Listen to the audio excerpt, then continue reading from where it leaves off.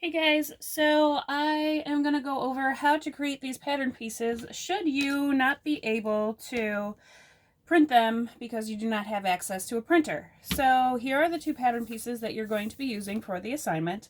I have some printer paper here. Any old paper will do. You just need to make sure that you have paper that has a good, clean, straight angle. Now each of these patterns, the base pieces are about 5.5 inches. So we're going to go with the 5.5 inches. So that way you're getting something that is the same size. So I'm going to start off actually with this square because the square is actually the base for the triangle. So what you're going to do is in the center of the page, you're going to try to make your square. Doesn't have to be exact, but 5.5 inches is the goal. I'm using a Sharpie for this just to make sure that you can see this properly. So I'm going to start off just by making a 5.5 inch straight line. Right there.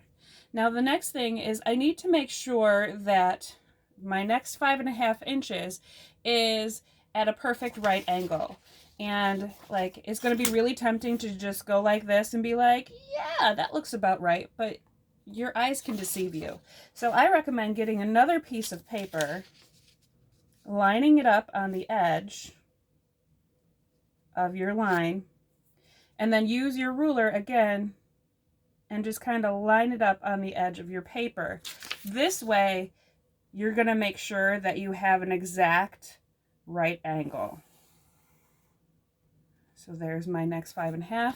I can do that again with each one of the sides. So again, I'm sorry, I'm a lefty. So if you're a righty, you know, adjust as needed.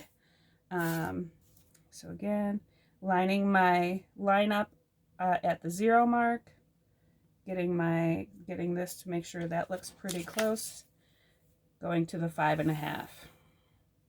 Now, if I measured correctly at this point, my, if I look, this should line up to being exactly 5.5.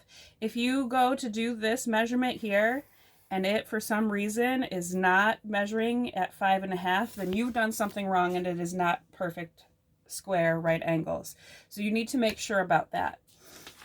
For the rectangle, or not for the rectangle, for the triangle, it's actually the same idea, the same measurement, just creating a triangle from that. So you can start the same way again or get that shape from there. But you do want two pieces, just because you have to then add on a seam allowance from that. So I have, here is my square. You can do the same process to get the triangle. But now you need to add in a seam allowance. Seam allowance is the space that is needed in order to have room to sew. On my pattern, I did a 1/2 inch seam allowance. So I'm actually taking my ruler again, and I'm going to go along to each corner, measure out a 1/2 inch, give myself a mark, and then line up my 2 dots. It's actually easier to just do 2. If you make multiple dots, you're going to kind of throw yourself off because we're humans, we're not perfect. So the more places you have to measure, the more likely it is you're going to end up with inaccuracy. So just try to do 2. So I'm going along, lining it up, 1/2 inch, line up my 2 dots, giving myself a dotted line just to differentiate that is my seam allowance. So you will do that with all 4 sides. Same thing will happen when you do the triangle. However, for the triangle aspect, still line it up on the diagonal, give yourself the 2 marks. Then again, line up your 2 marks, give yourself a nice long dotted line. You can see it's very extended here. I might need to extend this up just that little bit just to get my pattern piece.